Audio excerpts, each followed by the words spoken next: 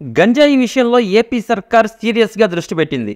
ఇదే విషయాన్ని కొద్ది రోజుల కిందట DGP Dwaraka Tirumala Rao press meet పెట్టి మరీ చెప్పారు.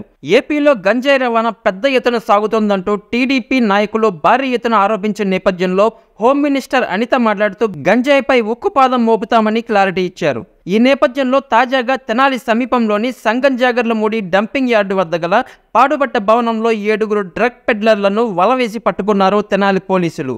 వారి నుండి 21 కేజీల గంజాయి, 13 గ్రాముల బంగారు ఆభరణాలు, 3 బైకులు స్వాధీనం చేసుకున్నట్లు గుంటూరు జిల్లా రూరల్ ఎస్పీ సతీష్ కుమార్ తెలియజేశారు. గంజాయి సహా అన్ని మాదక ద్రవ్యాల వినియోగాన్ని మానాలంటూ యువతను చైతన్యం చేస్తామని, అలాగే గంజాయిని సంపూర్ణంగా నిర్మూలించేందుకు అన్ని రకాల చర్యలు తీసుకుంటున్నామని తెనాలి డీఎస్పీ జనార్దన్ రావు తెలియజేశారు. మొత్తానికి గంజాయి విషయంలో పోలీసులు డేగ కళ్ళతో సెర్చ్ చేస్తున్నారంటంలో సందేహం లేదు.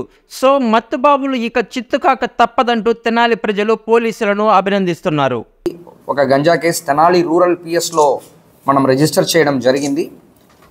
దీనిలో టోటలీ 7 ముద్దాయిల్ని మనం ఐడెంటిఫై చేయడం జరిగింది.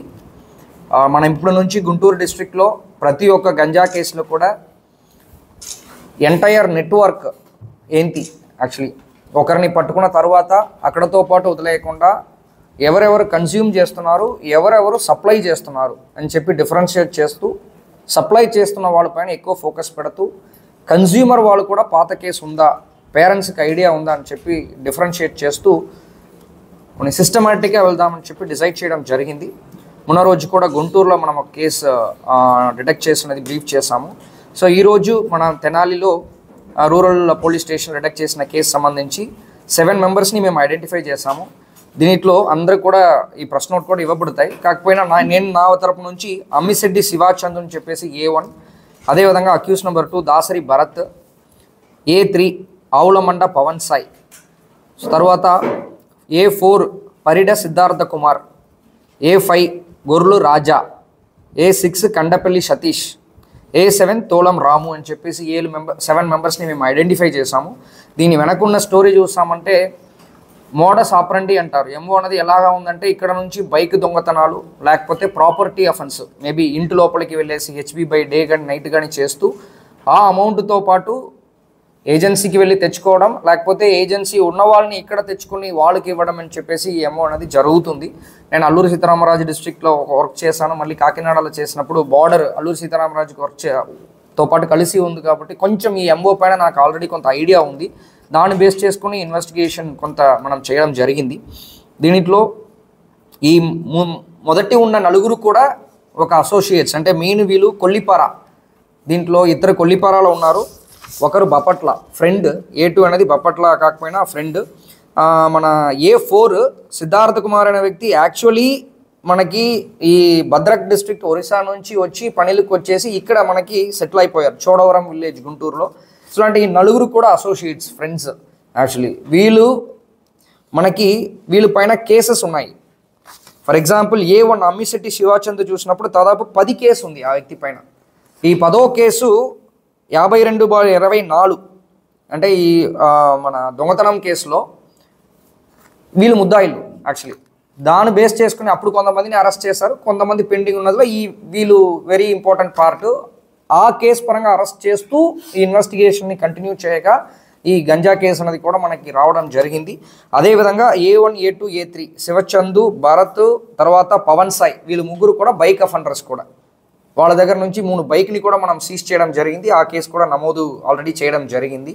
సో ఇది ఒక సైడ్ ఉండగా నెక్స్ట్ ఉన్న 3 కూడా రౌతులపూడి మండల్ కాకినాడ డిస్ట్రిక్ట్లో ఉంది. నేను ఆల్రెడీ ముందు అక్కడ చేశాను. అది మనకి ప్రతిపాడు లిమిట్స్కి వస్తాయి, అల్లూరు సీతారామరాజు డిస్ట్రిక్ట్కి బార్డర్ వస్తాయి.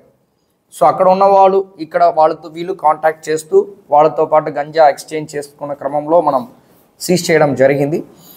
ఇది మన SDPO అడిషనల్ ఎస్పీ సెబ్, తర్వాత మన సిఐ గారు, CI Tenali rural and SI Tenali rural అందరూ కూడా ఒక టీమ్గా బాగా కష్టపడారు ఈ పర్టికులర్ ప్రోగ్రెస్. అంటే చెప్పడానికి ఈజీగా ఉంటాయి కానీ ఎంటైర్ నెట్వర్క్ని మనం ఐడెంటిఫై చేయడం అనేది అంత ఈజీ కాదు.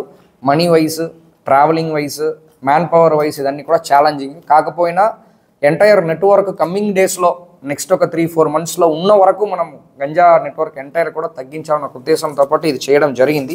దీంట్లో ఈ పాత కేసెస్ అన్ని పైన కూడా కొన్ని త్వరగా కన్విక్షన్ వస్తున్నట్టు కూడా మనం కొన్ని ప్లాన్ చేస్తున్నాము.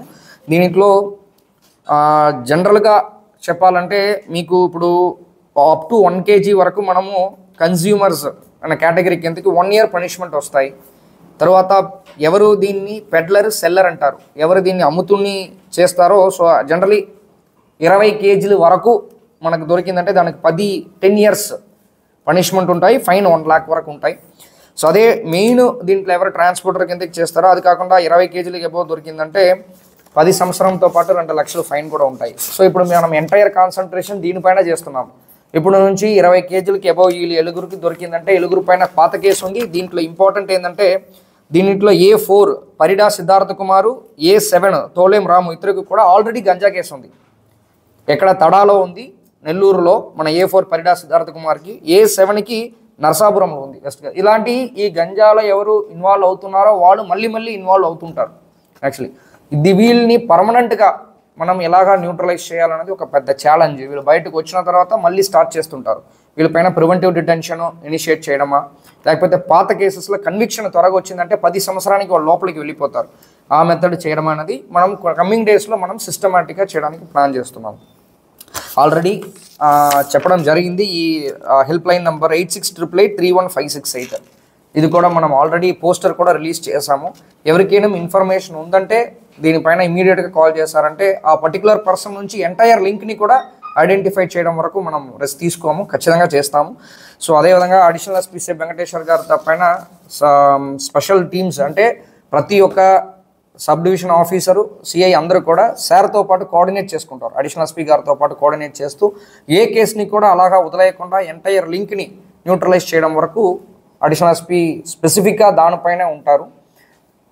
మ్యాక్సిమం మన కాన్సన్ట్రేషన్ కూడా ఎన్డీపీఎస్ పైన ఉంది. ఇది కొన్ని స్ప్రెడ్ అయి ఉంది. Actually it's a challenge, but మన government mandate as well as మన పోలీస్ తరపు నుంచి ఉన్న ఎఫర్ట్స్ ఖచ్చితంగా దీనిపైన ఎక్కువ పెడతామని చెప్పేసి మేము నమ్ముతున్నాము. యాజ్ అ మీడియా మీ తరపు నుంచి కూడా ఎనీ సపోర్ట్ కొంత ఉందంటే మేము ఇది సొసైటీకి ఒక చేద్దామన్న ఉద్దేశంలో మేము ముందుకు వెళ్తాం.